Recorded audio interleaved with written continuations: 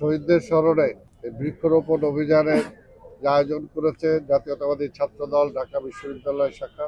তা আমি আজকে শুধু এটাই বলবো যে আজকে যে বৃক্ষরোপণ অভিযান, আপনারা জানেন যে মাননীয় প্রধানমন্ত্রী 25 কোটি গাছ লাগাবেন।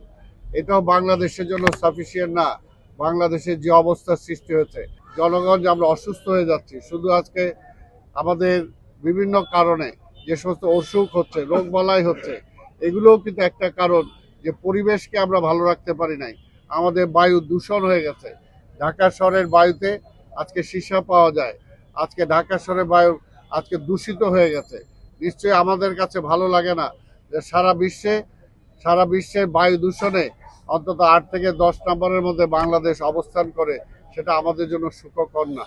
কাজে সেই অবস্থা পাল্টানোর জন্য মাননীয় প্রধানমন্ত্রীর একা করার মধ্যে হবে না। তার যারা অনুসারী আমরা যারা আছি, আমাদেরকে সবাই অন্তত চেষ্টা করতে হবে। সবাই একটা করে যদি গাছ লাগাই, তাহলে কিন্তু কয়েক কোটি গাছ অন্তত একদিনে আমরা লাগাতে পারি।